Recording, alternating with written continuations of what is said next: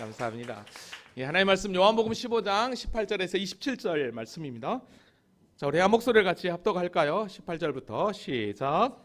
세상이 너희를 미워하면 너희보다 먼저 나를 미워한 줄을 알라.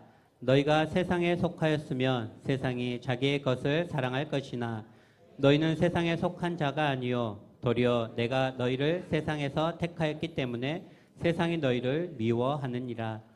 내가 너희에게 종이 주인보다 더 크지 못하다 한 말을 기억하라. 사람들이 나를 박해하였은즉 너희도 박해할 것이요 내 말을 지켰은즉 너희 말도 지킬 것이라. 그러나 사람들이 내 이름으로 말미암아 이 모든 일을 너희에게 하리니 이는 나를 보내신 이를 알지 못함이라. 내가 와서 그들에게 말하지 아니하였더라면 죄가 없으려니와 지금은 그 죄를 핑계할 수 없느니라. 나를 미워하는 자는 또 내 아버지를 미워하느니라. 내가 아무도 못한 일을 그들 중에서 하지 아니하였더라면 그들에게 죄가 없었으려니와 지금은 그들이 나와 내 아버지를 보았고 또 미워하였도다. 그러나 이는 그들의 율법에 기록된 바 그들이 이유 없이 나를 미워하였다 한 말을 응하게 하려 함이라. 내가 아버지께로부터 너희에게 보낼 보혜사 곧 아버지께로부터 나오시는 진리의 성령이 오실 때에 그가 나를 증언하실 것이요 너희도 처음부터 나와 함께 있었으므로 증언하느니라. 2023년도에도 임마누엘과 함께 하신 하나님을 찬양합니다. 돌아보면 모든 것이 은혜였음을 고백합니다. 우리나라에 복음이 들어온 지 130년이 훨씬 넘었거든요. 복음이 들어올 때 우리나라는 서양 기신이라고 하는 이 기독교를 무시하고 선교사들과 또 곳곳에 교회가 세워질 때 교회에게 엄청난 핍박을 가했던 것을 우리는 잘 압니다. 우리 나이 드신 성도님들은 경험하셨을 텐데요. 예수 믿는 것 때문에 부모에게 또 시 어르신들에게 눈치를 보면서 고난의 행군을 했다는 거 우리는 잘 기억합니다. 근데 우리나라뿐만 아니라 비단 미전도 그 지역에 복음을 들고 가는 선교사들도 우리가 예전에 초창기 그렇게 복음 때문에 당했던 그 고난을 여전히 지금도 그렇게 당하고 있는 것을 확인하게 됩니다. 이걸 보면 기독교의 역사는 그 핍박의 역사다라고 이야기를 할 수 있습니다. 자, 그러면 기독교는 이렇게 우리에게 복음인데 천국을 약속하는 건데 천국을 주시는 소망인데 왜 복음이 전해지는 곳에 핍박이 오냐는 거죠. 제가 제목을 핍박이 필연이라고 그러나라고 했는데요. 왜 하나님을 믿는 자녀들에게는 왜 예수 믿는 게 뭐가 잘못됐다고 세상으로부터 공격을 당하냐는 거죠.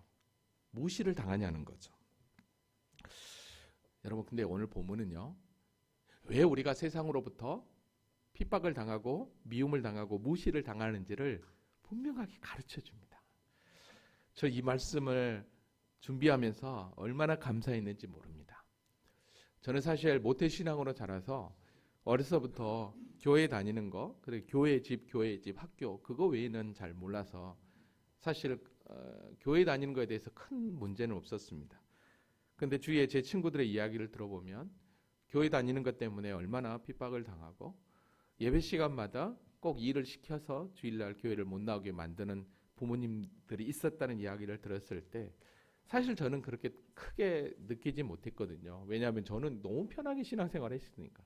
주일 되면 당연히 다른 친구들은 다 일하러 가지만 저희는 철저하게 주일을 성수하면서 쉬었거든요.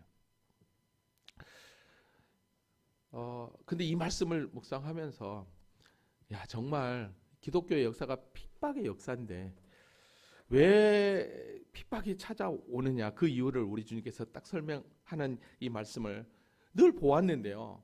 내가 이번에 다시 이 말씀을 준비하면서 아, 그렇구나, 이거구나. 그래서 어쩔 수 없이 우리가 핍박이 찾아오는구나 라는 걸 경험을 했습니다. 오늘 말씀을 통해서 저와 여러분에게 예수 믿는 것 때문에 혹여라도 손가락질과 비난을 받았다면 이 말씀으로 위로를 받고 천국 소망으로 다시 한번 저와 여러분이 일어서기를 원합니다. 자, 지난 말씀을 잠깐만 얼른 살펴보면 예수님 제자들과 함께 마지막 유월절 만찬을 나누시고 겟세마네 동산을 향해 나아가는 길에 포도원을 지나게 되었죠. 그곳에서 잠시 멈추면서 포도나무 강론을 시작하셨습니다. 나는 포도나무요, 네 아버지는 농부라. 나는 뭐뭐이다. 이게 에고 에이미 용법으로 하나님을 자신이 하나님임을 자증하는 헬라어 그 용법이라고 그랬습니다. 그래서 요한복음에는 예수님의 7대 표적과 7대 선언이 있다라고 그랬습니다. 왜 예수님께서 십자가를 앞둔 내일이면 당장 십자가에 죽어야 되거든요. 그런데도 불구하고 가시는 길에 잠깐 멈추고 포도나무를 들어서 이 포도나무 강론을 왜 했느냐? 그건 다른 게 아니었습니다. 우리에게 구원이 무엇인지, 그리고 구원을 허락하신 그 하나님, 그 농부 되신 하나님이 어떻게 우리에게 은혜를 베푸시는지를 우리에게 잘 설명해 주는 게 마지막 가시는 그 길에 잠깐 멈추셔서 진짜 구원은 이런가 하는 것을 이 포도나무를 통해서 우리에게 설명하셨다는 것을 우리가 확인할 수 있었습니다. 사실 요한복음 15장은 포도나무장이라고 이야기를 했습니다. 그런데 이 장에서 가장 핵심은 열매가 아니라 붙어 있는 거라는 걸 여러분들에게 분명하게 말씀드렸죠. 그래서 농부 되신 우리 주님께서 열매가 맺지 아니하면 그것을 제거해 버린다고 했는데, 이 제거하는 것은 정말 그냥 없애버린다는 말이 아니라 헬라어 아이로로 들어 올려주다, 더 잘 열매가 맺힐 수 있도록 들어 올려주다, 그런 의미라고 그랬습니다. 뿐만 아니라 열매를 더 맺는 가지는 더 많은 열매를 맺기 위해서 깨끗이 한다, 그리고 가지치기 한다라는 의미였습니다. 그러니까 가지인 우리가 절대로 하나님을 떠나서는 예수님을 떠나서는 아무런 열매도 맺을 수 없는 것처럼 예수님을 떠나서는 절대로 구원에 이를 수 없다는 것을 우리가 분명하게 우리가 확인할 수 있었습니다. 그래서 2024년 때는 우리가 더 멋지게 주님 앞에 붙어 풍성한 열매를 맺자라고 여러분들에게 말씀을 드렸습니다. 자, 이렇게 말씀하시고요, 우리 주님의 제자들에게 미처 하시 못한 말씀을 하신 것 같아요. 그게 이제 오늘 본문입니다. 오늘 본문을 보니까 18절에 이렇게 얘기합니다. 세상이 너희를 미워하면 너희보다 먼저 나를 미워한 줄 알라라고 얘기합니다. 갑자기 예수님이 이 얘기를 하는 거예요. 세상이 너희를 미워하면, 이 얘기는 무슨 얘기냐면 앞으로 있잖아, 세상이 너희를 미워할 거야, 이 말이에요. 그러니까 앞으로 너희가 이제 예수를 믿게 되는데, 나를 믿고 따르게 될 텐데 분명히 세상이 너희를 미워할 거야, 그거예요. 미리 얘기하고 있는 거예요, 우리 주님은. 그러면서 하는 얘기가, 미워하는데 근데 있잖아, 너희를 미워하면 너희보다 먼저 나를 미워하는 줄 알아라 라고 얘기해요. 이게 무슨 말일까? 왜 예수 믿는 것 때문에 너희가 세상으로부터 미움을 받으면, 근데 그 미움 전에 그들이 나를 더 미워한 줄 알라, 이 얘기해요. 자, 이 말씀을 천천히 한번 풀어볼게요. 이게 뭐냐면, 우리가 예수 믿는 것 때문에 세상으로부터 미움을 받을 텐데, 우리가 미움을 받을 짓을 해서 우리가 미움을 받는 게 아니라, 잘 보세요, 우리가 미움을 받을 짓을 해서 세상을 미움을 받는 거 아니라 누구 때문에? 예수님 때문에 미움을 받을 줄 알아는 거예요. 그러니까 우리가 예수 믿는 것 때문에 미움을 받을 때, 우리가 예수 믿는 것 때문에 미움을 받는 게 아니라, 내가 잘못해서 미움을 받는 게 아니라 예수님 때문에 미움을 받는다라는 거예요. 그죠? 그러니까 내가 지금 받는 이 미움은, 세상으로부터 받는 미움은 나 때문에 받을 거야 라고 예수님이 이야기해요. 이게 무슨 말인가? 아니, 내가 예수를 믿는데 왜 세상으로부터 내가 미움을 받는데 왜 예수님 때문에 내가 미움을 받냐? 그건 다른 게 아니에요. 여러분, 그 이유가 19절에 나옵니다. 너희가 세상에 속하였으면 세상이 자기 것을 사랑할 것이나 너희는 세상에 속한 것이 아니요 도리어 내가 너희를 세상에서 택했기 때문에 세상이 너희를 미워하느니라 라고. 무슨 얘기입니까? 여러분, 세상이 우리를 미워한다고 그랬어요, 분명히. 근데 중요한 것은 너희가 세상에 속하였으면, 그래요. 우리가 세상에 속하였을 때는 어떡합니까? 세상이 자기 것을 사랑할, 세상으로부터 우리는 미움 받을 필요 없이 사랑을 받을 수 있어요. 근데 세상이 너희를 미워하는 것은 왜 그랬느냐? 내가 너희를 세상에서 택하였기 때문에. 즉 세상에 살고 있는 우리를 예수님께서 끄집어내서 우리를 예수 믿도록 만들어 주셨기 때문에 이제는 너희가 세상에 속한 게 아니라 내게 속했기 때문에 그래서 세상이 너희를 미워하는 거야. 그 얘기를 하는 거예요. 자, 다시 한번요. 왜 우리가 세상으로부터 핍박을 받느냐? 그 이유는 세상에 속했을 때는 몰랐어요. 그런데 이제는 세상에 속한 것이 아니라 우리 주님께 속해 있기 때문에, 즉 땅에 속해 있는 게 아니라 하늘에 속한 존재가 되었기 때문에 세상이 너희를 미워한다라고 여기서 분명하게 이야기를 합니다. 여러분, 이게 어떻게 가능하냐? 우리가 어떻게 그러면 세상에서 끄집어내어서, 이미 세상 살고 있는데 세상에서 끄집어내어서 하나님 편에 세상에 속하지 않는 존재가 되었느냐? 그건 다른 게 아니에요. 지난 시간에 말씀드렸던 것처럼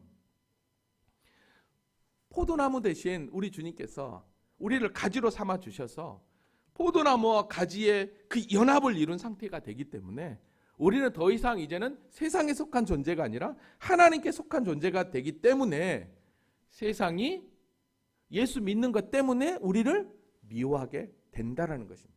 여러분, 그러니까 세상이 여러분을 미워하면 여러분은 하나도 잘못 없어요. 하나도 잘못 없고 단지 예수 믿는다는 그것 때문에 미움을 받는 거예요. 왜? 존재가 다르기 때문에. 우리는 세상에 속한 존재가 아니라 하늘에 속한 존재이기 때문에. 그래서 세상 사람들은 우리를 미워하는 건 뭐냐면 자기들처럼 세상에 속한 게 아니라 너는 하늘에 속한 존재이기 때문에, 다르기 때문에 우리를 미워하는 거예요. 이해되십니까? 여러분, 20절에 이런 얘기를 했어요. 내가 너희에게 종이 주인보다 더 크지 못하다 한 말을 기억하라. 사람들이 나를 박해하였은즉 너희도 박해할 것이요 내 말을 지켰은즉 너희 말도 지킬 것이라라고요.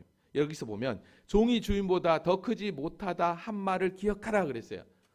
그러면 기억하라 했다는 말은 종이 주인보다 더 크지 못하다 한 말을 언젠가는 했다라는 거예요. 그럼 이게 언제 했느냐? 그때를 한번 기억해봐. 이 말이 언제냐면 요한복음 13장 16절에 제자들의 발을 씻어주면서 우리 주님께서 그때 이 말씀을 하셨어요. 종이 주인보다 크지 못하고 보냄을 받은 자가 보낸 자보다 크지 못하다라고 얘기했거든요. 여러분, 이때의 이 말은 바로 섬김을 빗대어서 이야기를 했거든요. 섬김을 빗대어서 이야기했는데 오늘 본문 여기 20절에서는 그 섬김을 의미로서 한 게 아니라 제자들에게 받을 그 핍박을 필연적으로 당하게 되는데, 종이 주인보다 크지 못하다는 것은 바로 내가 받을 핍박하고 너희가 받을 핍박하고는 비교도 안 돼라고 하는 거예요. 그러니까 예수님이 당하는 핍박하고 세상 너희가 받는 핍박하고는 비교도 안 된다는 의미에서 종이 주인보다 더 크지 못하다고 한 말을 여기서 했던 것을 보게 됩니다. 그렇죠. 여러분, 예수님이 당하는 핍박하고 예수 믿는 우리가 당하는 핍박하고는 차원이 달라요. 왜냐하면 예수님은 하나님이셨으면서도 불구하고 세상에 오셔서 십자가를 지셨어요. 하나님이었음에도 불구하고. 그러면은 그 하나님이 핍박을 당했다? 그러면은 피조물인 우리가 핍박 당하는 거하고는 차원이 다른 거예요. 그러니까 종이 주인보다 더 크지 못하다, 이런 표현을 했던 것입니다. 자, 그러면서 내가 핍박을 당한 것처럼 당연히 너희가 나를 믿으니까 당연히 너희도 핍박을 받을 거다. 그래서 사람들이 나를 박해하였은즉 너희도 박해할 것이다 라고 분명하게 이야기를 하고 있습니다. 그러니까 내가 지금 한 말 잘 기억하고 내 말을 지켰으니까 너희도 말을 잘 지키고 있어 라고 이야기합니다.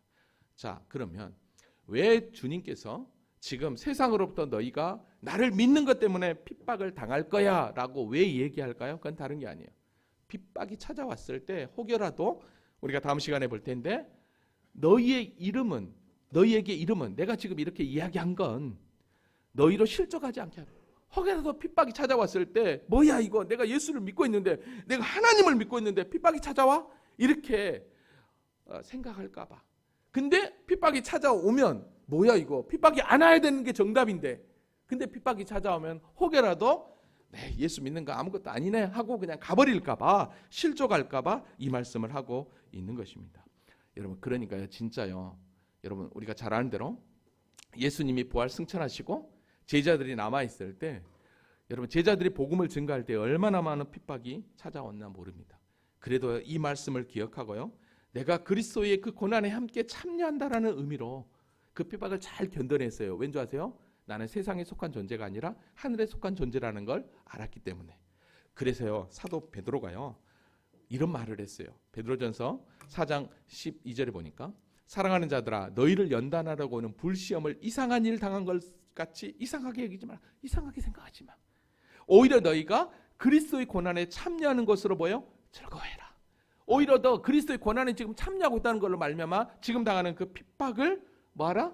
즐거워하라고 이야기를 하게 됩니다. 자, 그러니까 성도에게 있어서 고난은 필수라는 거예요. 또 피해서는 안 되는 거예요. 왜냐하면 우리가 세상에 속하지 않았기 때문에 핍박은 당연히 오는 것입니다. 여러분, 그래서 우리는 하늘에 속한 존재라는 거, 어떤 존재라는 걸 사도 바울은 로마서 8장 17절에 이렇게 이야기했습니다. 같이 읽어볼까요? 자, 시작. 자녀이면 또한 상속자 곧 하나님의 상속자여 그리스도와 함께한 상속자니 우리가 그와 함께 영광을 받기 위하여 고난도 함께 받아야 할 것이니라. 아멘. 우리는 세상에 속한 존재가 아니라 하늘에 속하여 하나님의 상속자가 되었단 말이에요. 그리고 그 뒤에 영광이 있기 때문에 고난을 능히 감수해야 되고 고난이 우리에게 찾아온다라는 거예요. 필연적으로. 여러분, 그러니까 여러분의 삶 가운데 예수 믿는 것 때문에 고난이 찾아오면 세상과 나는 하늘에 속한 존재고, 그리고 어떻게 합니까? 하늘의 그 영광된 그 현영 가운데 전진하고 있다는 걸 아시고, 내가 진짜 예수 믿는 사람 맞구나, 그렇게 믿음으로 이겨낼 수 있기를 주님의 이름으로 축원합니다. 자, 그러면 19절에서 너희가 세상에 속했기 때문에 우리가 미움을 받는다고 했는데 우리는 하나님에 속했으니까, 근데 그럼 왜 세상은 왜 예수님을 미워하냐는 거예요. 왜? 그죠? 결국은 예수님을 미워했기 때문에 우리가 예수를 믿는 우리를 미워하는 거잖아요. 그 왜 예수를 세상은 미워할까라는 거예요. 왜 미워하냐는 거예요. 여러분, 21절에 이렇게 얘기합니다. 그러나 사람들이 내 이름으로 말미암아 이 모든 일을 너희에게 하느니. 자, 내 이름 때문에 이 모든 일은 환난과 핍박, 미움을 너희에게 행하리니라고 그랬어요. 이는 나 보내신 이를 알지 못함이라. 바로 이거예요. 왜 세상이 예수님을 미워했냐면 예수님을 세상에 보낸 하나님을 몰랐던 거예요. 하나님의 뜻을 이해하지 못했던 거예요. 그렇기 때문에 여러분 잘 보세요. 우리가 핍박 당하는 건 하나님을 모르기 때문인 거예요. 이들이 결국은 우리는 세상에 속하지 않고 하늘에 속했기 때문에.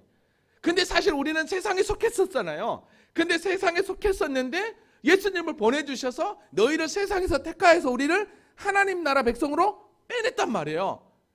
빼냈는데 그거는 뭐였어요? 하나님의 철저한 당신을 구원하기 위한 놀라운 계획 가운데서 예수를 보내주셔서 우리를 구속했는데 세상은 그를 인정하지 않는 거예요. 그 하나님 자체를 인정하지 않는 거예요. 여러분, 그러니까 어떡합니까? 세상이 당연히 예수님을 미워하는 거예요. 그러니까 예수님을 미워했기 때문에 십자가에 죽였고, 그 죽인 이유는 또 예수를 보내신 하나님의 뜻을 몰랐기 때문에 그랬던 것이고, 믿지 않았기 때문에 그랬던 것이고. 근데 우리는 그 예수를 믿고 그 아들을 보내신 하나님을 믿고 있으니까 세상이 당연히 우리까지도 미워하는 거예요. 당연히 예수도 믿지 않고 당연히 예수도 안 믿는 거예요. 여러분, 하나님의 택함받은 선민이라고는 유대인들도 어땠습니까? 예수님을 보내신 그 하나님을 몰랐어요. 하나님의 뜻을 몰랐어요. 하나님을 이해하지 못했어요. 그러니까 어떡합니까? 예수님을 미워했단 말이에요. 그 얘기는 무슨 얘기예요? 하나님을 온전히 믿지 못했다는 거예요. 유대인들조차도. 여러분, 그러니까 세상이 우리가 세상에서 조롱당하고 예수 믿는 것 때문에 손가락질 당하는 건 결론적으로 말하면 하나님을 몰라서 그래요. 하나님을 믿지 않아서 그래요. 왜 하나님이 예수를 우리에게 보내주셨는지 그 이유를 모르기 때문인가요? 모르기 때문인가요? 만일에 세상이 하나님을 믿고 있고 예수님을 왜 이 세상에 보내줬는지를 안다면 어떨까요? 예수 믿는 우리를 핍박할까요? 교회를 핍박할까요? 아니요, 안 해요. 왜? 우리를 구원하기 위해서 예수님을 보내줬는데 어떻게 우리를 핍박하겠습니까? 근데 그걸 전혀 모르는 거예요. 하나님을 믿지 않고 하나님을 우리를 구원하기 위해 예수를 보내신 그 주님을 믿지 않았기 때문에. 여러분, 예수님을 이 땅에 보내주신 하나님의 목적이 무엇입니까? 우리가 너무너무 잘 아는 말씀이죠. 이처럼 세상을 사랑해서 독생자를 주셨으니 왜? 그 이유는 그를 믿는 자마다 멸망치 않고 영생을 얻게 하려고 했거든요. 그래서 하나님의 아들을 보내신 건 세상을 심판함이 아니라 구원을 시키려고 했거든요. 구원을 시키려고 했거든요. 근데 세상은 이거를 믿지 않아요. 이 자체를 믿지 않으니까 예수도 안 믿고 하나님도 안 믿는 거예요. 근데 오늘 저와 여러분을 믿는 거예요. 그러니까 생각이 다른 거예요. 우리가 세상에 속해서 이제는 이 놀라운 하나님의 구속에 있는 하늘에 속한 하나님의 상속자가 되었기 때문에 이제는 질적으로 그들의 생각 자체가 다른 거예요. 그래서 예수 믿는 그들을 어떻게 합니까? 우리를 더 핍박하는 거예요. 더 미워하는 거예요. 근데 여러분, 우리는 어떻게 세상에 속해 있었는데 하나님의 선택함을 받고 어떻게 예수를 보내주신 하나님의 이 놀라운 구원의 진리를 어떻게 알게 되었냐는 거예요. 나의 의지, 나의 열정으로 되었나요? 아니에요. 오직 하나님의 은혜라는 거예요. 아멘입니까? 여러분, 그래서 사도 바울이 에베소서 2장 4절 5절에 그렇게 얘기했어요. 긍휼이 풍성하신 하나님이 우리를 사랑하신 그 큰 사랑으로 인하여 허물과 죽은 우리를 그리스도와 함께 살리셨고 너희는 은혜로 구원을 받았다라고 이야기해요. 은혜로 구원을 받았다라는 거예요. 근데 여전히 세상은 그 은혜를 받아들이지 않고 있어요. 그러니까 당연히 예수도 믿지 않고 하나님도 못 믿는 거예요.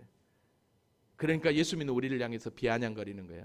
뭐 하려고 교회를 다니고 왜 이렇게 예수 교회 기도 말씀 뭐 막 이런 얘기를 하는 거예요. 모르니까. 차원이 다른 거예요. 차원이. 그래서 우리 주님께서 오셔서 하시는 일 뭐예요? 복음이에요. 여러분, 그래서 우리 주님께서 오늘 보면 22절을 봐볼게요. 내가 와서, 이건 성육신이죠.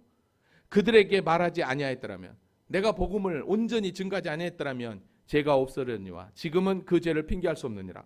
여기서 보니까요. 죄가 없었으려니, 이거는 무슨 말이냐? 이걸 이대로 보면 안 돼요.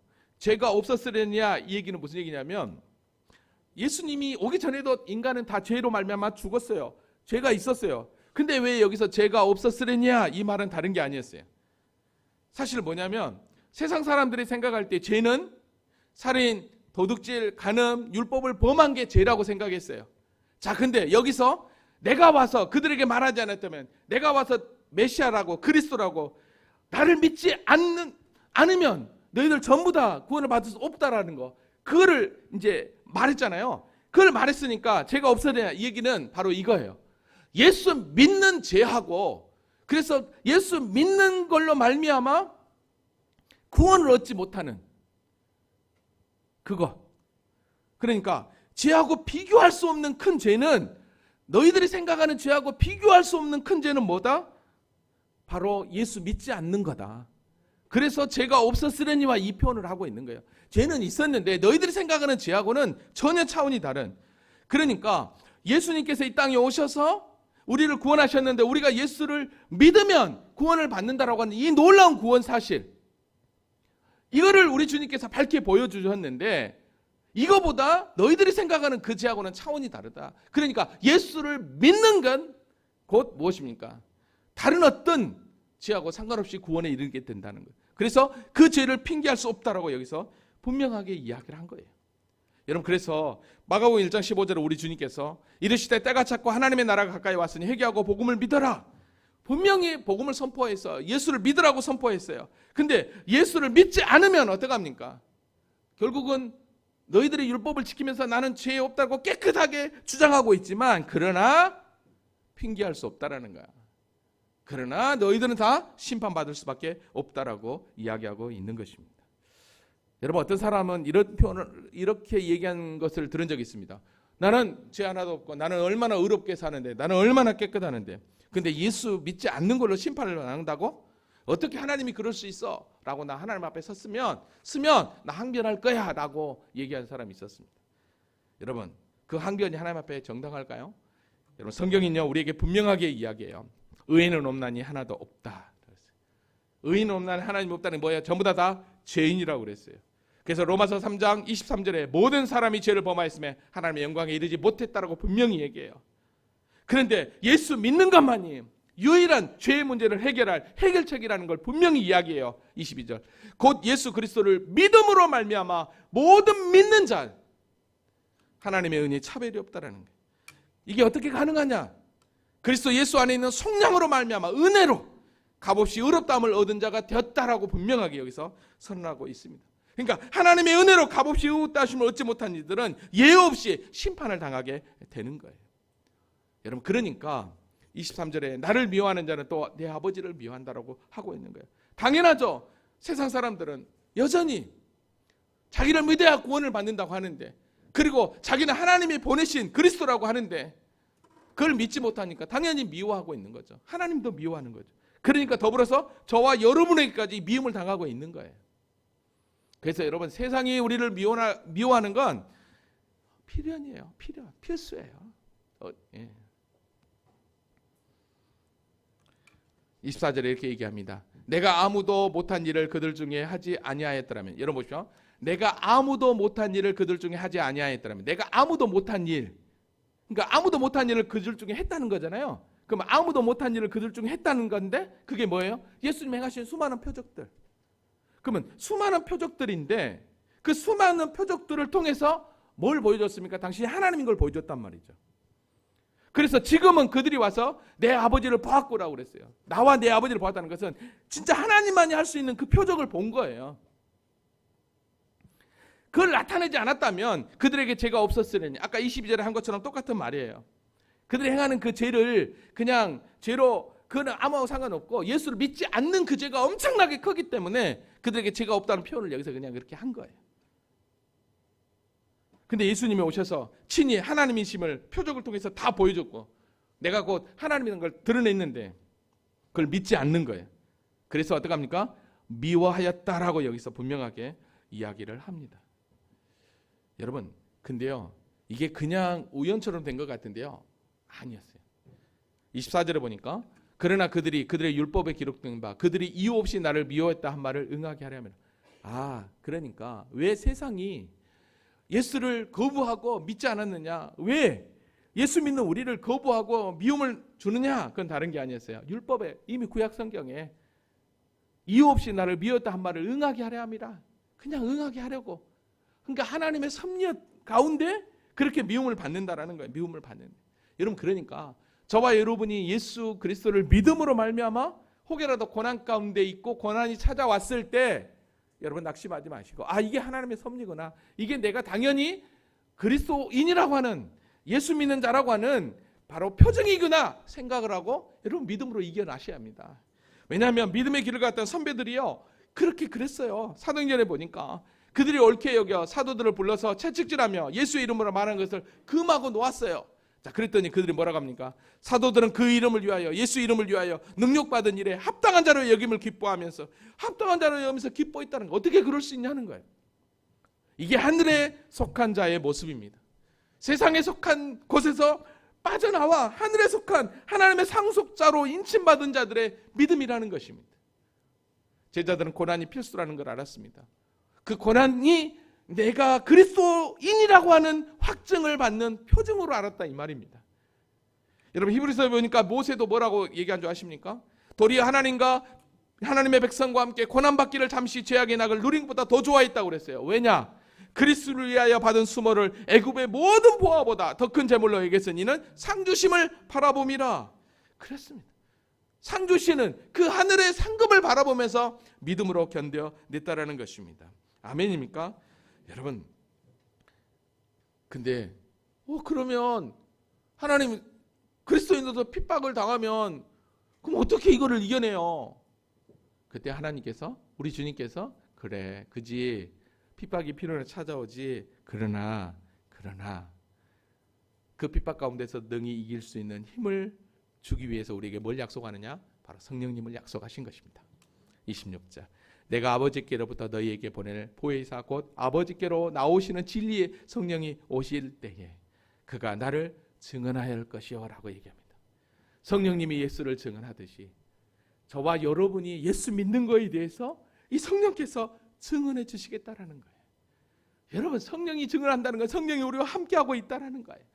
여러분, 그러니까 핍박 가운데서도 믿음의 성도들이 이겨낼 수 있는 거예요. 왜? 우리는 세상에 속한 자가 아니라 하늘에 속한, 하늘의 상급을 바라보는 자이기 때문에.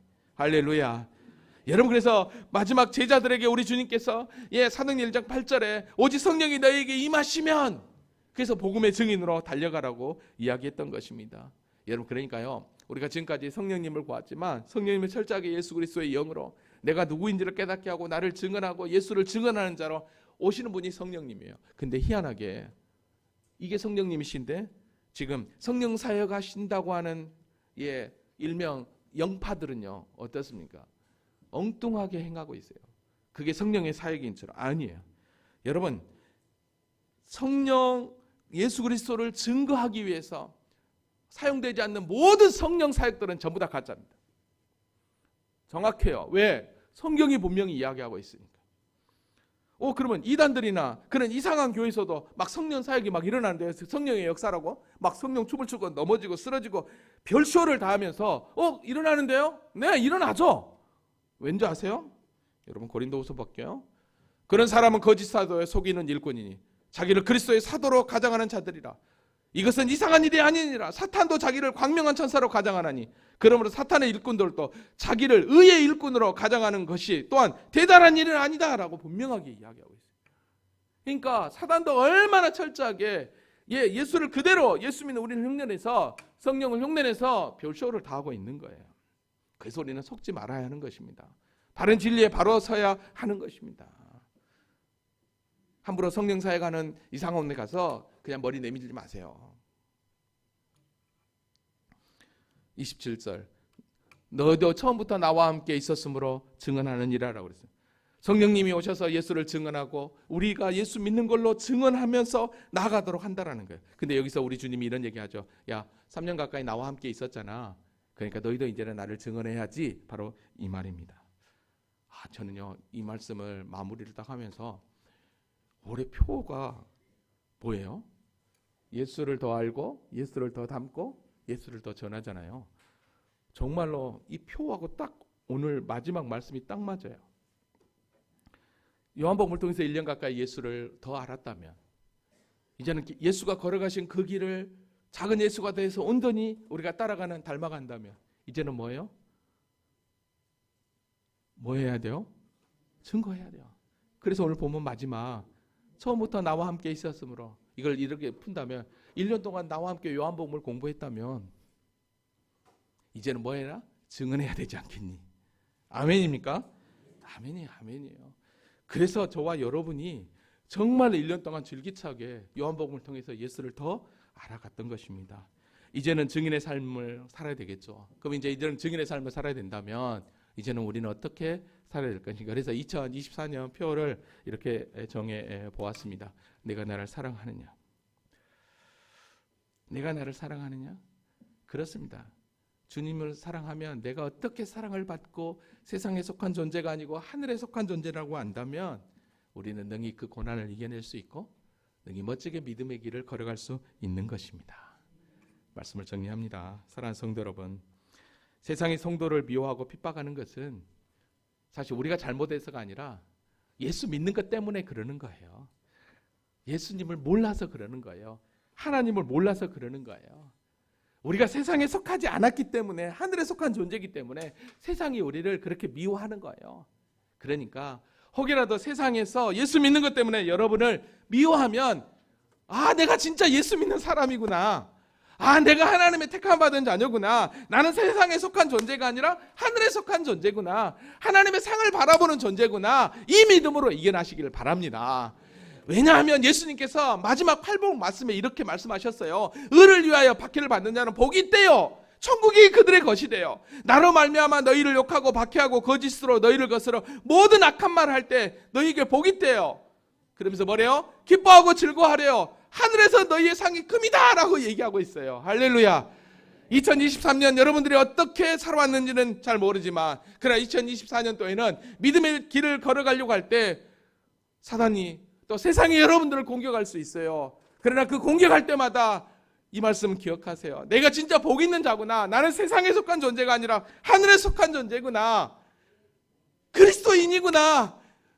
여러분, 이게 얼마나 큰 은혜입니까? 어떻게 저와 여러분이 이런 은혜를 누릴 수 있냐는 거예요. 그리고 이런 은혜 가운데 어떻게 저와 여러분이 목사로, 장로로, 권사로, 집사로 부름을 받아 하나님의 교회의 영광된 존재로 전진할 수 있냐는 거예요. 여러분, 세상하고 교회의 원리는 전혀 달라요. 신앙생활하고 세상 방식하고 똑같이 여러분 생각하지 마세요. 하나님의 은혜로 다 구원받았다면 그 은혜 붙잡고 나는 죽고 예수로 사는 납작 엎드리는 인생을 살아야 되는 거예요. 그게 진짜 그리스도인인 거예요. 세상에서 핍박은 그래도 여러분, 그래도 내가 증거라고 하는데 교회 안에서 핍박을 하는 분들이 있는 것 같아요. 그 뭐죠 그러면? 교회 안에서 핍박을 당하고 있고 교회 안에서 그렇게 미움을 당하고 있다면 누군가 한쪽은 세상에 속한 자 아니에요? 맞잖아요. 교회 안에서도 그런 일들이 일어난다면 누군가는 세상에 속한 자예요. 우리 교회는 그런 세상에 속한 자가 하나도 없기를 바랍니다. 그래서 교회 안에서는 사랑이 넘쳐야 되고 은혜가 넘쳐야 되는 것입니다. 저는 우리 교회가 진짜 그런 교회 되기를 원합니다. 할렐루야. 그래서 초신자가 오고 누가 오더라도 사랑으로 손잡아주고 안아주고 품어주고, 그리고 내가 좀 손해보더라도 다른 사람을 배려할 수 있는 그런 믿음의 멋진 성도, 그게 진짜 영암중앙교회 진짜 성도인 줄로 믿습니다. 기도하고 마치겠습니다.